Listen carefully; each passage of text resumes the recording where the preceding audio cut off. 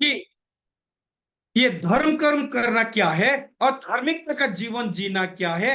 ये दोनों में यदि एक विश्वासी फर्क नहीं जानता है, ये अलग अलग कैसा है ये नहीं जानता है, तो ये बहुत बड़ा गलतफहमी में रहता है। ये ऐसा है कि यदि किसी व्यक्ति को जान से मारने के लिए आप उसको एक टम्बलर में या एक ग्लास में दूध भरा हुआ है, उसमें 2 बूंद जहर डाल के दे देंगे तो वो काफी है उनको मारने के लिए। अगर 2 बूंद जहर डाल देंगे तो ये दूध में पता नहीं चलता है, तो नहीं चलता है। यदि उसको ग्लास भर जहर देंगे तो उसे पता चल जाएगा।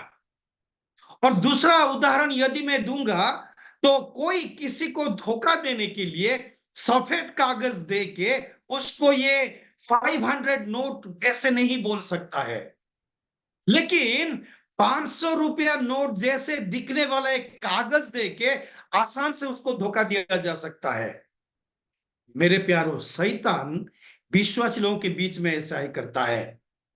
शैतान धोखा देने के लिए वास्तविक रूप में नहीं आता है, परंतु दूसरा कुरिन्थियों की पुस्तक पत्री उसका 11, 14 और 15 में क्या कहा गया है, देखिए।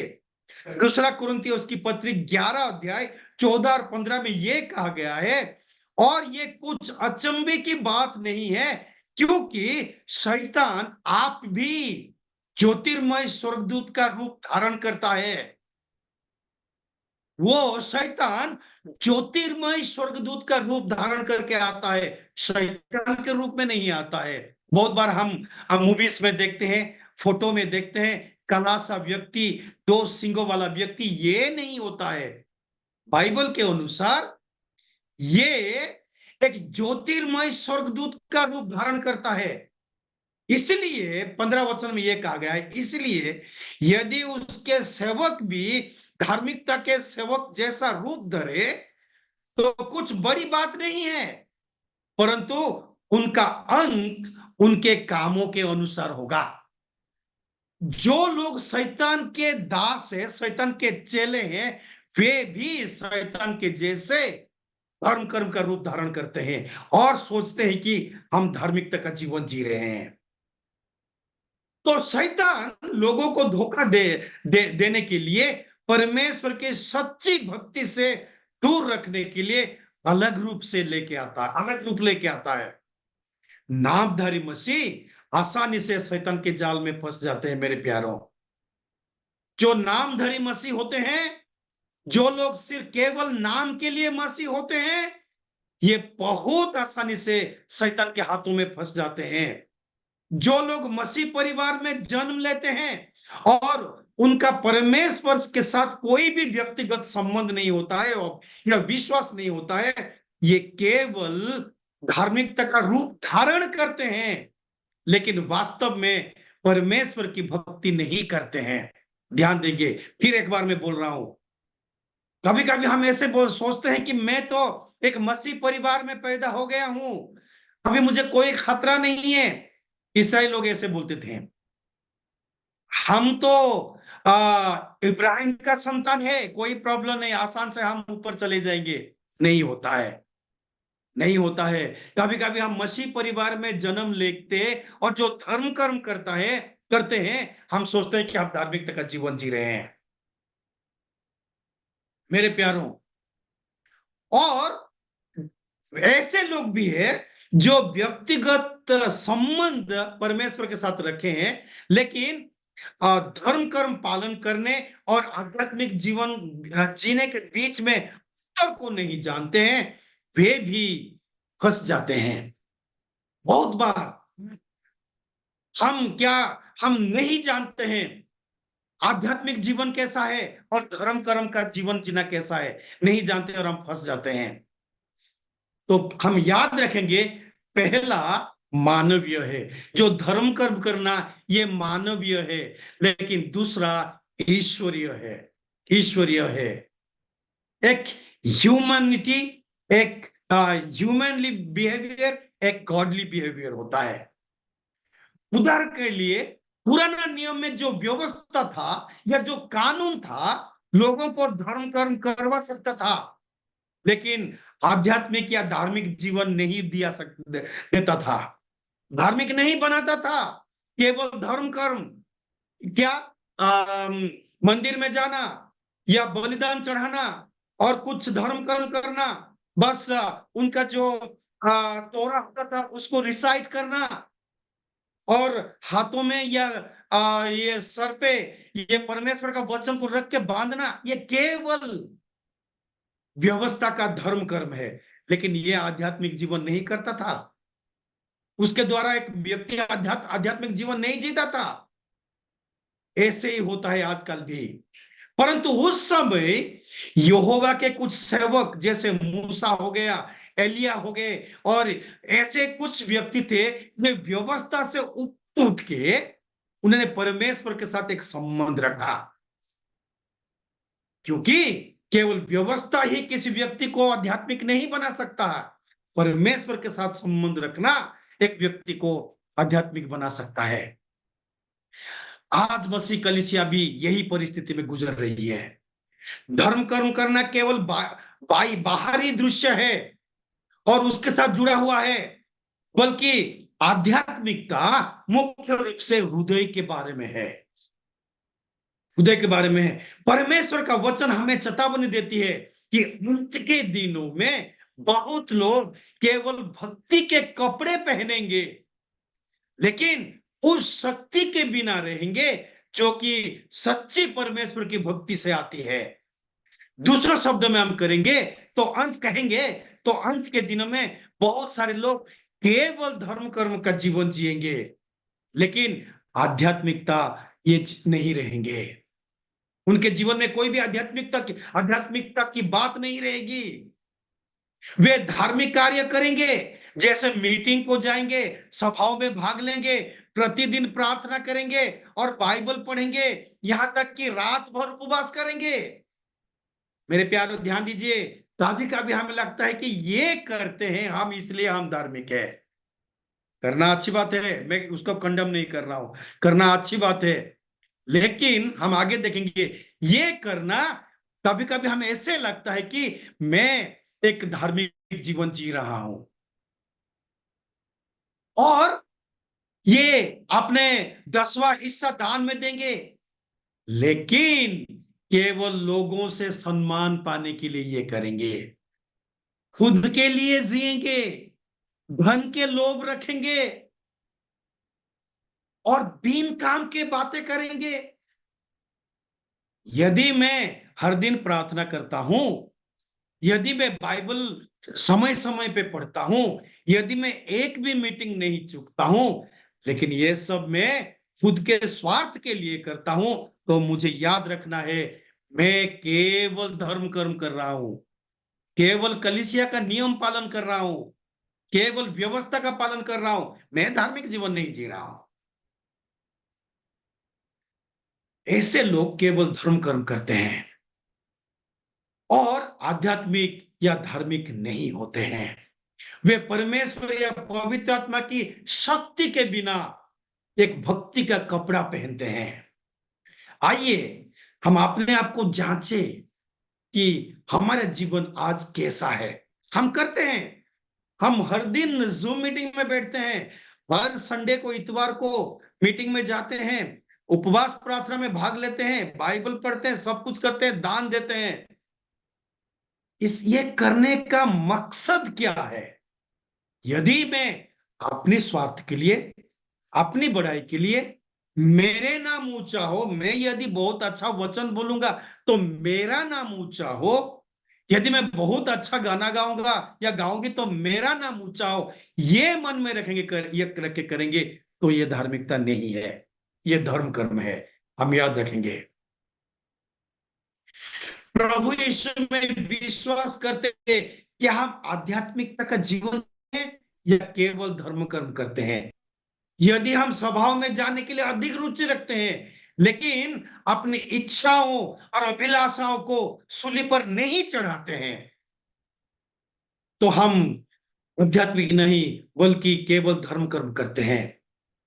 गलतियों की पत्री उसका 5:24 में एक वचन कहा जाता है, और जो मसीह यीशु के हैं उन्होंने शरीर को उसके लालसाओं और भावनाओं समेत क्रूस पर चढ़ा दिया है। गलतियों की पत्री 5:24 में, जो अपने लालसाओं को, अपने अभिलाषाओं को क्रूस पर नहीं चढ़ाया है, जिन्होंने नहीं चढ़ाया है, ये केवल धार्मिक आध्यात्मिक धर्म कर्म करते हैं, आध्यात्मिक जीवन नहीं जीते हैं। अगर हम सुबह सुबह बाइबल पढ़ते हैं, पढ़ने के लिए उत्सुक रहते हैं, लेकिन दिन भर अपना जीव को नियंत्रित नहीं रख सकते हैं, तो शायद हम सिर्फ धर्म कर्म कर रहे हैं, लेकिन आध्यात्मिक जीवन नहीं जी रहे हैं।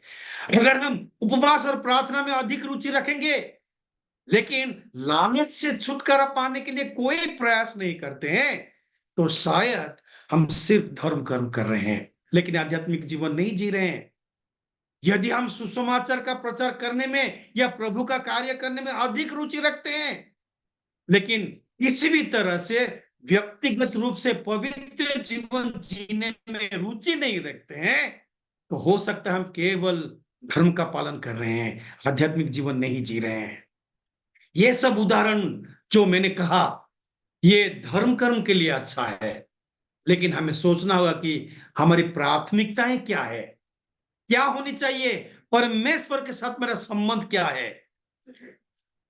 आध्यात्मिक लोग दूसरों के सामने खुद को धर्मी साबित करने के लिए कोशिश नहीं करते हैं। यदि मैं दूसरों के सामने अपने आप को धर्मी दिखाने की कोशिश करता हूं, मुझे जान लेना है कि मैं धर्म कर्म कर रहा हूं, आध्यात्मिक नहीं हूं। जो लोग सिर्फ धर्म कर्म करते हैं, ये परमेश्वर के राय के तुलना में कि दूसरों की राय से अधिक रुचि रखते हैं। मेरे बारे में लोग क्या कहते हैं, परमेश्वर क्या कहते हैं, ये मायने नहीं रखता है। परमेश्वर क्या रखते हैं ये सेकेंडरी है, लेकिन मेरे बारे में लोग क्या कहते हैं। यदि एक व्यक्ति ये मन में सोचता है, तो ये धर्म कर्म कर रहा है।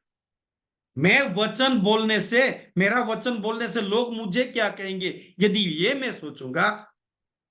आज मैं एक बहुत बड़ा मीटिंग मैंने आयोजन किया है, और मीटिंग में बहुत चंगाई हुई। इसके इसके परिणाम के स्वरूप लोग मेरी बड़ाई करे, लोग मुझे वाहवाह करे, ये मेरा मन में है, तो मैं केवल धर्म कर्म कर रहा हूं। ध्यान रखिए, हो सकते है उसके द्वारा प्रभु हजारों को उसके झुंड में शामिल करे, हजारों को स्वर्ग में ले जाए, परंतु वो खुद खो गया है, वो खुद खो गया है।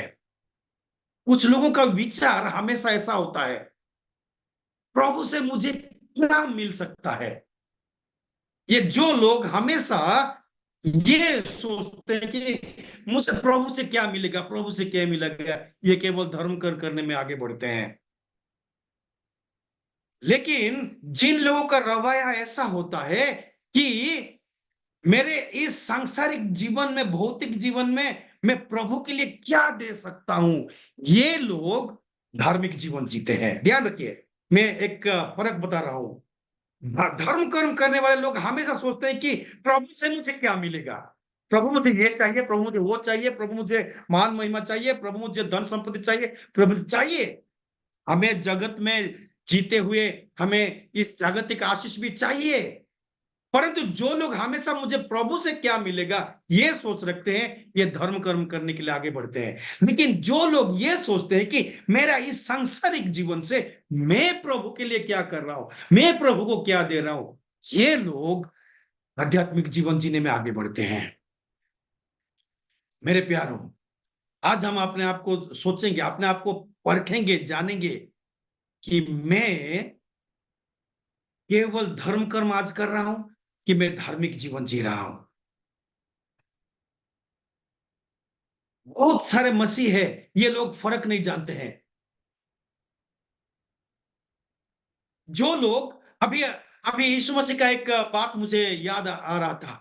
जो लोग केवल धर्म कर्म करते हैं, वो अपने शरीर को दूसरों के सामने धार्मिक के रूप में दिखाते हैं, अपने शरीर को, अपने बाहर बाहर रूप को दूसरों के सामने धार्मिक दिखाते हैं।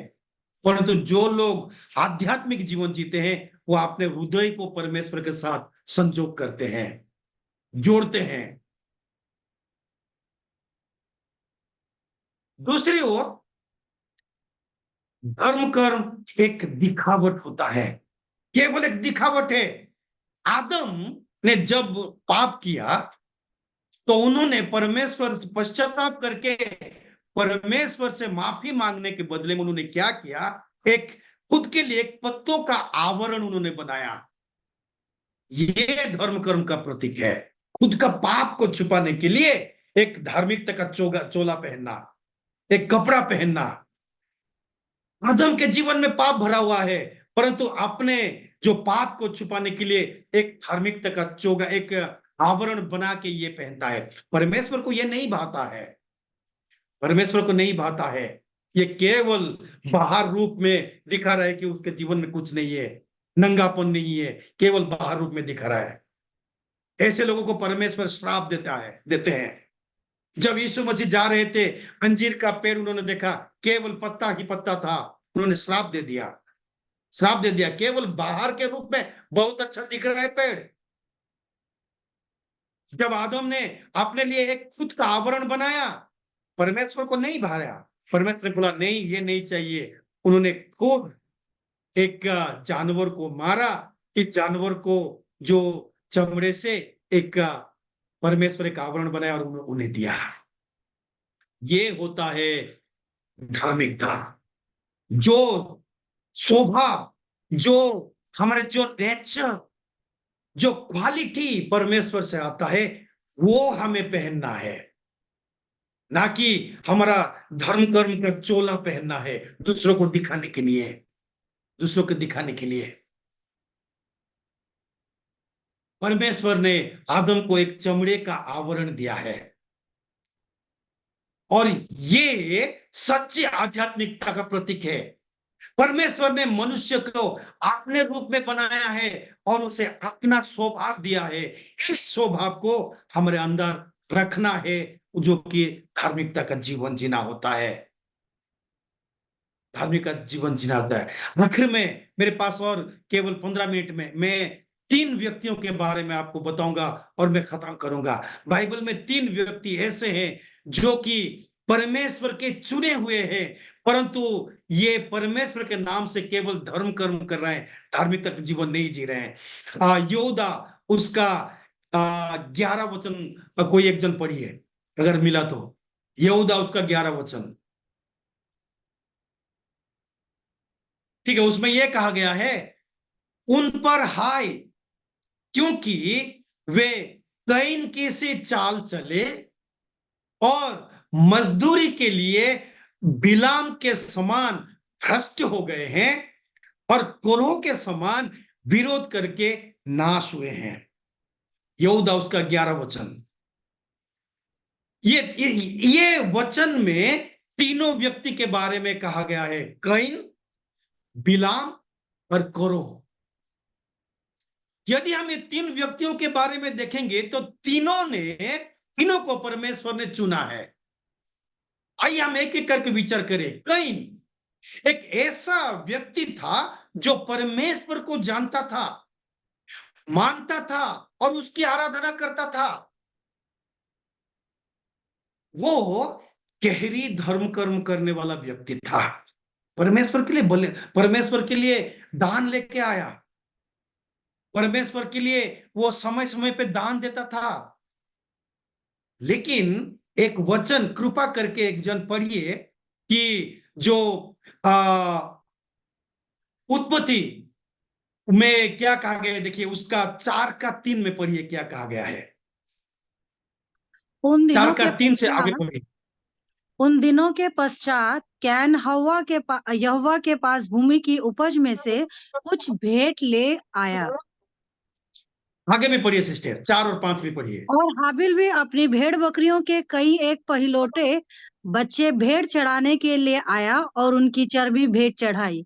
तब यहोवा ने हाबिल और उसकी भेंट को तो ग्रहण किया, परंतु कैन और उसकी भेंट को उसने ग्रहण ना किया। तब कैन अति क्रोधित हुआ और उसके मुंह पर उदासी छा गई। तब यहोवा ने थैंक यू कैन सिस्टर, से बस okay sister, thank you so much. इसमें देखिए एक वचन, बहुत बार हम इस वचन के ऊपर अपना ध्यान केंद्रित नहीं करते हैं। ध्यान से देखिए, इसमें यह कहा गया है, यहोवा ने हाबिल और उसकी भेंट को ग्रहण किया। भेंट को ग्रहण करने से पहले यहोवा ने हाबिल को ग्रहण करते हैं। यहोवा हाबिल को ग्रहण करते हैं। जब तक एक मनुष्य को यहोवा ग्रहण नहीं करते हैं, तब तक उनका भेंट को भी यहोवा कभी ग्रहण नहीं करेंगे। दूसरे वचन में ऐसा कहा गया है, परंतु कैन और उसकी भेंट को उसने ग्रहण नहीं किया। पहले उन्हें कैन को ग्रहण नहीं किया, उसके बाद उसका भेंट को भी ग्रहण नहीं किया। हम परमेश्वर के लिए कितना लेके आते हैं, कितना भेंट चढ़ाते हैं। केवल ये पैसा और फसल की बात मैं नहीं कर रहा हूं। हम जो स्तुति करते हैं वो भी परमेश्वर के लिए भेंट है। जो प्रार्थना करते हैं वो भी परमेश्वर के लिए भेंट है। जो हम वचन बोलते हैं वो भी परमेश्वर के लिए भेंट है। दूसरों के लिए जो मदद करते हैं वो भी परमेश्वर के लिए भेंट है। ये सब भेंट परमेश्वर के लिए चढ़ाने से पहले पहले हम अपने आप को परमेश्वर के लिए स्वीकार। देखिए, परमेश्वर ने इसलिए उसका भेंट को भी ग्रहण नहीं किया। परमेश्वर ने हाबिल को ग्रहण किया, इसलिए उसका भेंट को भी ग्रहण किया। जब तक परमेश्वर मुझे ग्रहण नहीं करेगा, तब तक मैं कुछ भी भेंट चढ़ाऊं, मैं कितना भी गाना गाऊं, कितना भी वचन बोलूं, कितना भी कुछ करूं, परमेश्वर के लिए ग्रहण योग्य नहीं होगा। यदि हम धार्मिकता का जीवन जीते हैं, पहले परमेश्वर के लिए हम खुद स्वीकार योग्य हो, उसके बाद जो कुछ भी हम करेंगे, ये धार्मिकता का जीवन होगा। यदि परमेश्वर मुझे स्वीकार नहीं करते हैं, मैं परमेश्वर के लिए ग्रहण योग्य नहीं हूं, परंतु मैं सब कुछ कर रहा हूं, ये केवल धर्म कर्म है जो कि कैन ने किया। कैन परमेश्वर को जानता था, परमेश्वर उन्होंने उन्हें चुना था, उन्हें परमेश्वर के लिए भेंट चढ़ाया, सब कुछ किया। लेकिन जब तक कैन परमेश्वर के लिए स्वीकार योग्य नहीं था, तब तक उसके दान भी स्वीकार योग्य नहीं था। दूसरा व्यक्ति के बारे में हम देखेंगे, उसमें कहा गया है, दूसरा व्यक्ति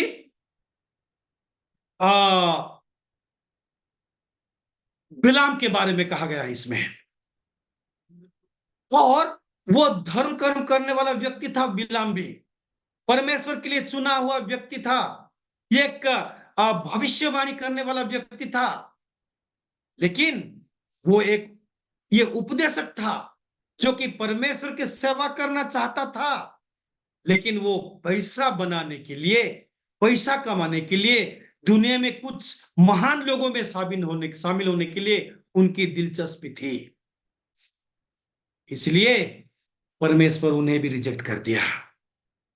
मेरे प्यारो, परमेश्वर उन्हें भी रिजेक्ट कर दिया। बहुत समय हम परमेश्वर के दास होते हैं, बहुत सारे परमेश्वर के दास अपना घर बार सब छोड़ के जाते हैं, लेकिन किस मकसद से हम जाते हैं?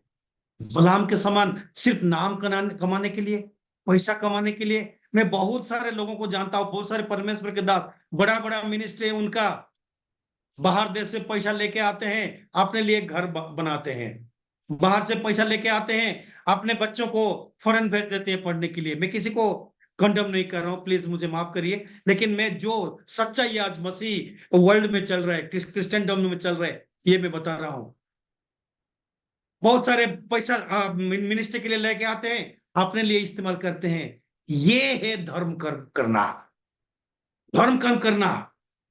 यदि मैं कोई भी परमेश्वर के लिए ऐसे कार्य कर रहा हूं जो मेरा स्वार्थ बीच में आता है, जिसमें मेरा स्वार्थ आ जाता है, जिसमें मैं अपने बड़ाई को देखता हूं, परमेश्वर के कार्य के नाम से, ये केवल धर्म कर्म है, धर्म कर्म है। पैसा के लालच में यदि मैं सेवा कर रहा हूं, यदि मैं मुझे मान सम्मान के लिए कलीसिया में सेवा कर रहा हूं, यदि मैं लोगों के लिए प्रार्थना करूं ताकि लोग मुझे सम्मान दे, ऐसे करता हूं, तो मैं धर्म कर्म करता हूं। बलाम ने भी ऐसा ही किया।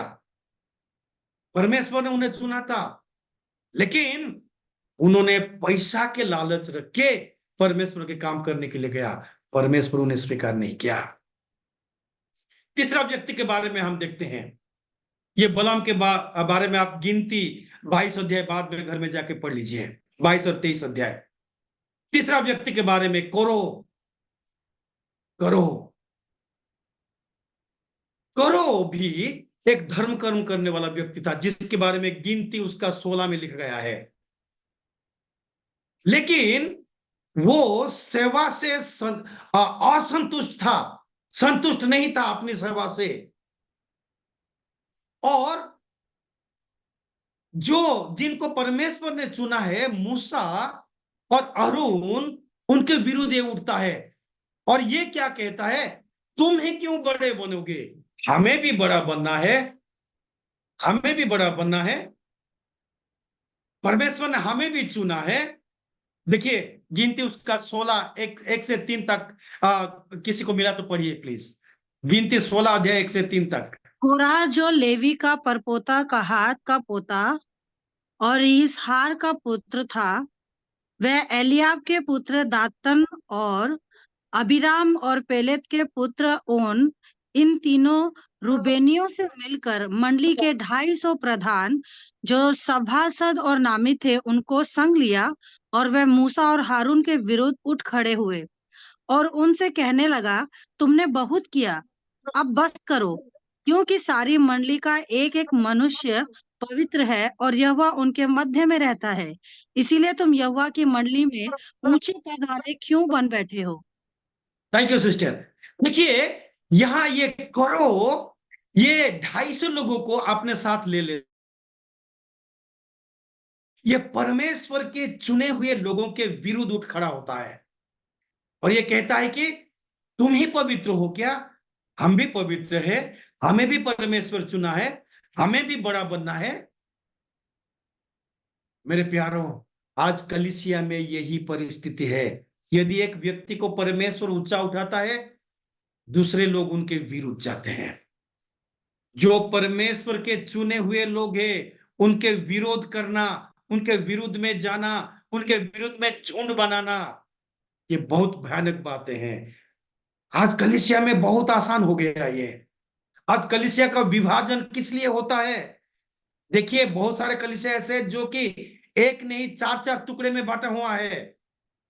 बहुत सारे कलीसिया ऐसे हैं, एक एक गांव में 2-2 3-3 कलीसिया चलती है। क्यों? यही प्रॉब्लम, यही समस्या है। हमें भी बड़ा बनना है, मैं भी पवित्र हूं, यही क्यों बड़ा बनेगा? जब ये मकसद रह के हम परमेश्वर की सेवा में सेवा करते हैं, तो हम केवल धर्म कर्म करते हैं। उनकी दशा भयानक होगी। बाइबल में कहा गया है, यदि इसी वचन में आप 32 और 33 में पढ़ेंगे, देखिए कितना भयानक हुआ उनका उनका उनकी अवस्था। पढ़िए सिस्टर 32 और 33, गिनती 16, 32 और 33। ओके, उसमें यह कहा गया है, और पृथ्वी ने अपना मुंह खोल दिया और उनको और उनके समस्त घर बार का सामान और कोरो के सब मनुष्य और उनकी सारी संपत्ति को भी निगल लिया, और वे और उसका सारा घर बार जीवित ही लोक में जा पड़े, और पृथ्वी ने उनको ढांप लिया और वे मंडली के बीच में से नष्ट हो गए। इतनी भयानक बातें हैं। जो लोग परमेश्वर के कार्य करते हुए अपने आप को बड़ा बनाना चाहते हैं, अपने आप को ऊंचा करना चाहते हैं, परमेश्वर के चुने हुए लोगों के विरोध करते हैं, विरुद्ध में जाते हैं, उन लोगों का भयानक अवस्था होता है। देखिए जिंदा रहते हुए ये लोग अधलोक में चले गए, अधलोक में चले गए। आज कलीसिया में बहुत कॉमन हो गया है। इसलिए पौलुस कहते हैं कि अंत में ऐसा होगा, बहुत सारे लोग भक्ति का भेष धरेंगे, लेकिन ये धार्मिकता में नहीं जिएंगे। भक्ति से जो भक्ति के द्वारा जो शक्ति है वो उनके जीवन में नहीं होगा। हम 3 व्यक्तियों के बारे में देखा अभी। एक है कईन, परमेश्वर के चुना हुआ था, परमेश्वर का दास था, परमेश्वर का भक्त था। दूसरा है बलाम, परमेश्वर का चुना हुआ था, परमेश्वर का भक्त दास था। तीसरा करोह, परमेश्वर का चुना हुआ था, परंतु तीनों ने धार्मिकता का जीवन नहीं जिया, केवल धर्म कर्म करना चाहा। परमेश्वर के नाम से कुछ कुछ कमाना चाहा, तो परमेश्वर ने तीनों को नष्ट कर दिया। आज कलीसिया में यही परिस्थिति है मेरे प्यारों। आइए हम अपने आप को सोचें।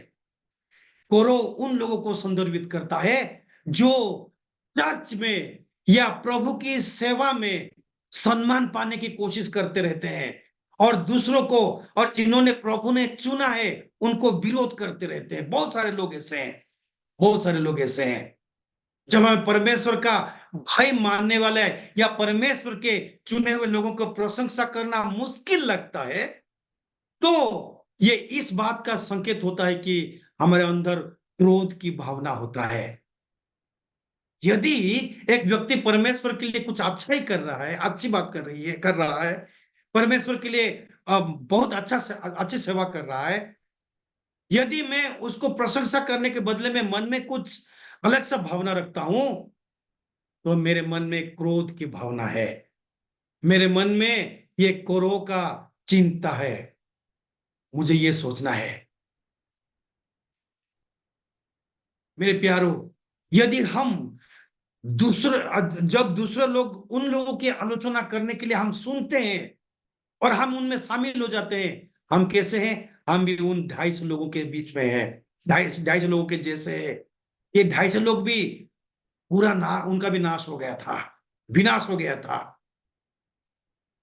विद्रोह का ऐसा होगा, जो जो लोग परमेश्वर की सेवा में विद्रोह करते हैं।